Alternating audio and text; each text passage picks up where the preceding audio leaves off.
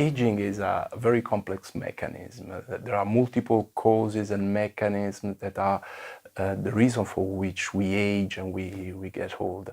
We have no clue really at this time for the reason we age, but for sure the mitochondrial dysfunction is part of the process, and according to the available evidence is perhaps the one that is most commonly present in the pathways related to aging.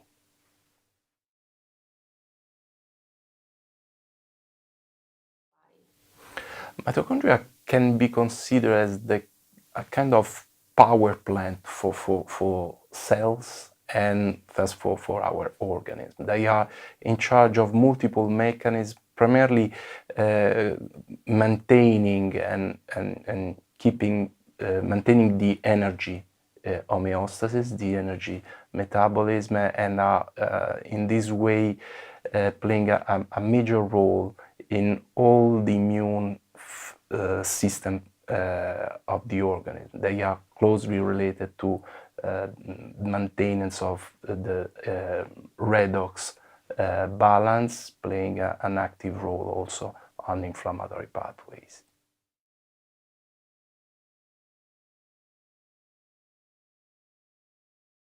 I would say that the one that has been most studied to date is the skeletal muscle. There is a very strong link between the mitochondrial dysfunction and the sarcopenia condition, that is the age-related decline of skeletal muscle, both in terms of quality and quantity. And I would say more in general that every tissue and organ that is breathing may be affected by the mitochondrial dysfunction, but at this time the skeletal muscle is for sure the top list of organs in which the correction of mitochondrial dysfunction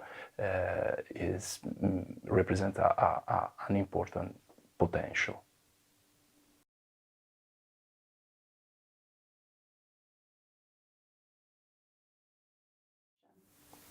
Well, it is important to intervene on the biological mechanisms of aging, because we are used to use some really obsolete paradigms in the clinical practice.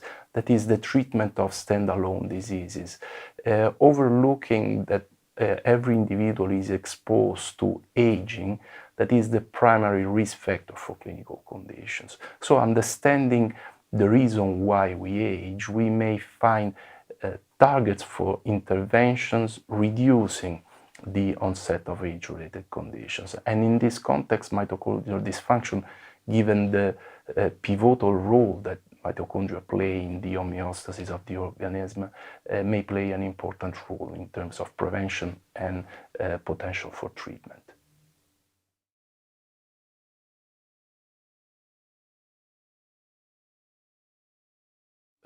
To me, the most evident clinical manifestation of mitochondrial dysfunction are those that are related to the exhaustion of the organ. So, for example, the frequently seen condition of fatigue in aging individuals, or every kind of weakness of skeletal muscles that might be accompanied by the skeletal muscle decline in terms of quantity, so the atrophy of the muscle.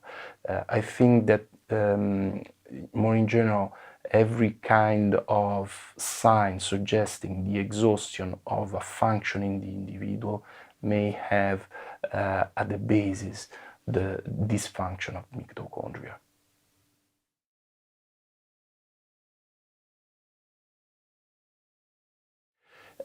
In general, in geriatric medicine in particular, we try to differentiate three groups of persons: the robust one, the disabled one, those who are physically impaired in performing in the in the daily life. And there is a gray zone, the so-called frail individuals, those that are at risk of becoming disabled and lost their function, but they are still active and they can still deal with the daily life. I think that this gray zone is really the proper target population for interventions on mitochondrial dysfunction, because they have potential for recovering the health status that they are losing, and they have not yet experienced the huge disruption, multi-dimensional disruptions of the systems in the organism.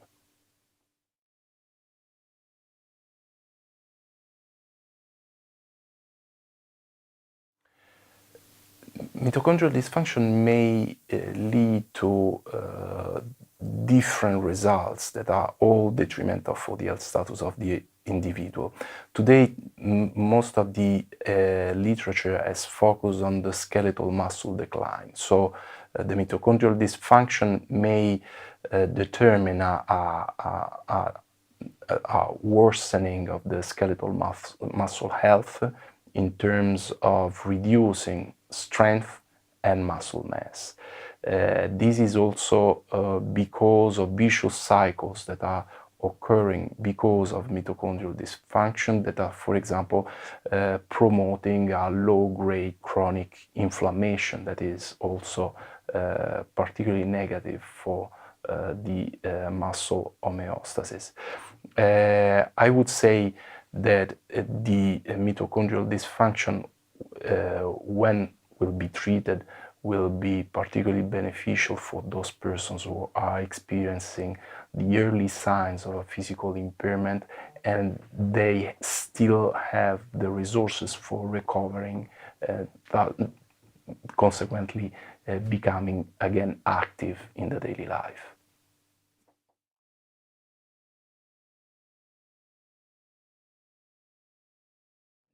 There are some promising data, but there is still nothing that we can identify as a pill or as something that can be provided outside of the traditional lifestyle interventions that are commonly proposed and prescribed by physicians.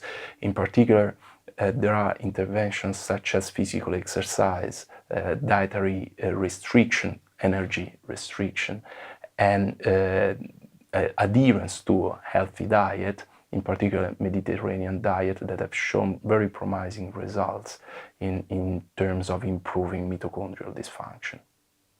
And I think these interventions should allow us in the next future to go in depth in the study of interventions potentially in the future proposed with pills or supplements that may interact with those same mechanisms that are at the basis of the cellular aging.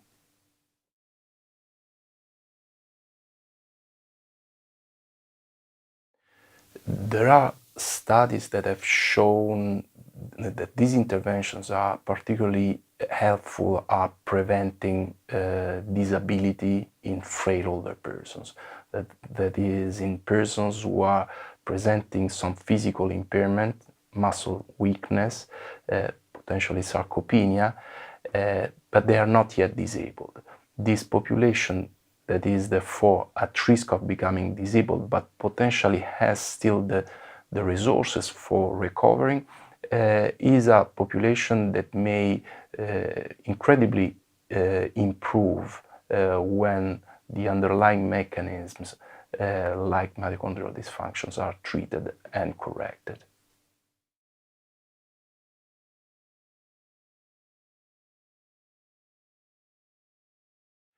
I think it is important to identify the signs of mitochondrial dysfunctions, and this is not very easy. I mean, general practitioners, healthcare professionals are not used to identify and going in depth in the evaluation of symptoms such as fatigue, muscle weakness, physical impairment, largely because they have no interventions to propose once the sign is detected.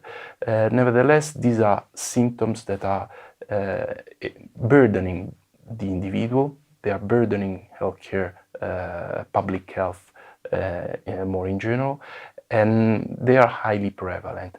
So the first step perhaps is to increase awareness about those neglected signs and symptoms related to mitochondrial dysfunction, again, fatigue, muscle weakness, physical impairment, because recognizing them will open the door to a new way of practicing medicine that is very focused on the patient priorities and needs, in parentheses, the functional ability of the individual, and will improve also the economics of healthcare. In conclusion, I think that mitochondrial dysfunction represents a very promising mechanism for developing new interventions for the management and prevention of age-related conditions. Mitochondrial dysfunction is at the center of many mechanisms responsible for the aging of the cell and therefore of the organism more in general. So correcting and increasing the quality and quantity of mitochondria will probably help us at better tackling the age-related conditions that are burdening the person in his quality of life and functional status, but also the public health system, which is really overwhelmed by dysfunctions and the costs of disability in older persons.